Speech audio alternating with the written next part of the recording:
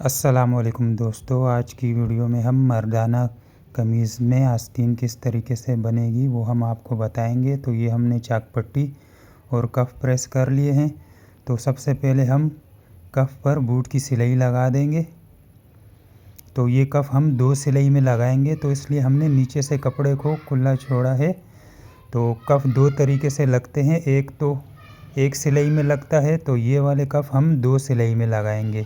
तो हमने कफ के जड़ में दोनों साइड पर इस तरीके से सिलाई लगा देनी है और कफ को हमने दोनों तरफ से बंद कर देना है। कफ हमारे कट वाले बनेंगे, तो इस तरीके से हमने नीचे से कपड़े को बाहर की तरफ छोड़ना है बूट के दबाव पर, ताकि हम ये आस्तीन के साथ अटैच कर सकें।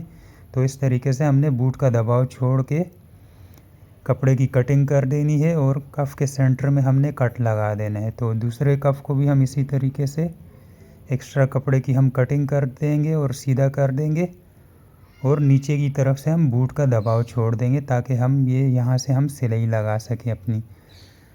तो इसके बाद हम ये हमारी आस्तीन है, तो आस्तीन को हमने जहाँ से हमने चाक पट्टी की कटिंग की है वहाँ से जो हमारी छोटी वाली साइड है वहाँ से हमने इस तरीके से मगज़ी की तरह हमने ऐसे मोड़ देना है। ऊपर से हमने थोड़ा सा चौड़ा मोड़ना है और नीचे की तरफ हमने इसका दबाव कम कर देना है। तो इसी तरीके से दूसरी आस्तीन को हम दूसरी तरफ से मोड़ेंगे नीचे की तरफ से इस तरीके से, ताकि हमारी ये जोड़ी बन सके। एक उल्टे हाथ की आस्तीन और एक सीधे हाथ की आस्तीन हमारी इस तरीके से बनेगी। तो ये मोड़ने के बाद अब हम आस्तीन को हमने सीधा रख देना है और अब हम चाक पट्टी को हम सेंटर से कटिंग कर देंगे।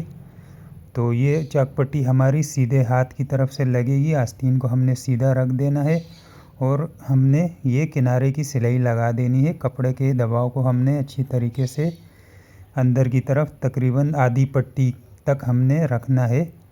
तो इस तरीके से यहाँ हमने नीचे जो हमने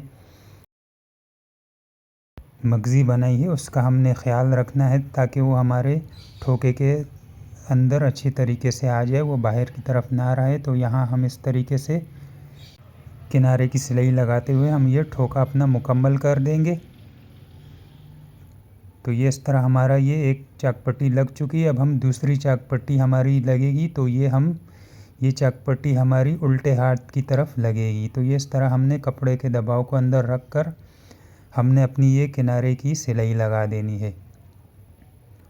तो नीचे वाली मगज़ी का हमने ख़्याल रखते हुए हम अपनी ये किनारे की सिलाई इस तरीके से लगा देंगे और चाक पट्टी का हम ठोका बना देंगे और नीचे वाली मगज़ी को हमने अच्छे तरीके से चाक पट्टी के अंदर लाना है। तो ये इस तरह हम अपना यहाँ पर ठोका बना देंगे। तो इस तरह हम अपनी ये सिलाई को मुकम्मल कर देंगे। तो ये चाक पट्टी दूसरी भी हमारी लग चुकी है। अब हम आस्तीन को फोल्ड करके हम इसे यहाँ से बंद कर देंगे बूट के दबाव पर। नीचे से हमने दोनों कपड़ों को बिल्कुल बराबर रखना है, ताकि हमारा कप बिल्कुल सीधा लग सके। अगर एक भी पीस हमारा नीचे की तरफ से बाहर निकलेगा तो हमारे कप सही नहीं लगेंगे। तो ये सिलाई लगाने के बाद हमने आस्तीन को सीधा करके ये जो एक्स्ट्रा चाक पट्टी हमारी बाहर है इसकी कटिंग कर देनी है और सेंटर में हमने कट लगा देना है।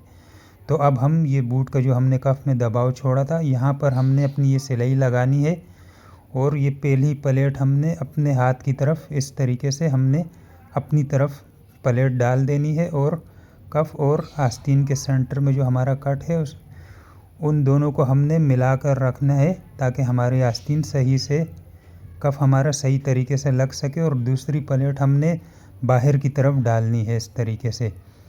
तो ये प्लेट कफ हमने लगा दी। इसके बाद हम दूसरी आस्तीन को भी इसी तरीके से अंदर की तरफ से उल्टी साइड से हमने इस कफ को लगाना है। तो ये इस तरीके से हमने पहली प्लेट अपनी तरफ डालनी है अपने हाथ की तरफ और सेंटर के दोनों कफ और आस्तीन के कट हमने मिला के रखने हैं और दूसरी प्लेट हमने बाहर वाली साइड की तरफ डालनी है और इस तरीके से हमने अपनी ये सिलाई मुकम्मल कर लेनी है।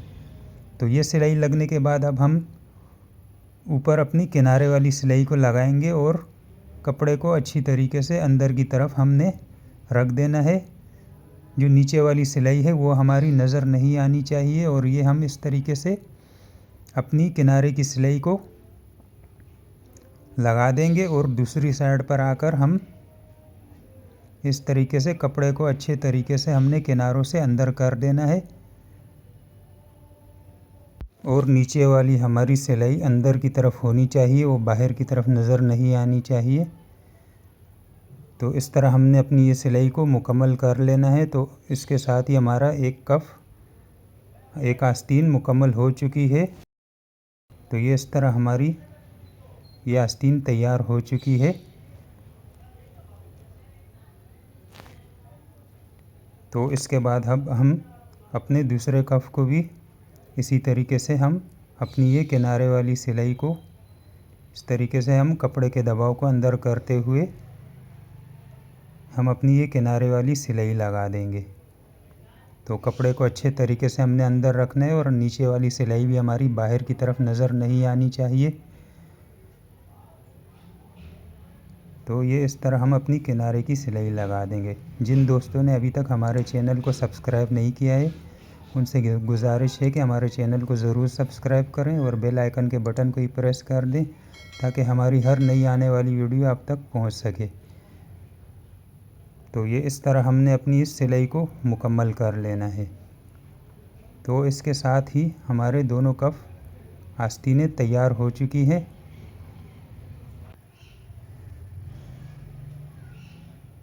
वीडियो पसंद आए तो लाइक ज़रूर कीजिएगा और वीडियो को शेयर कीजिए। तो ये थी हमारी आज की वीडियो। मिलेंगे अगली वीडियो में, तब तक के लिए अल्लाह हाफिज़।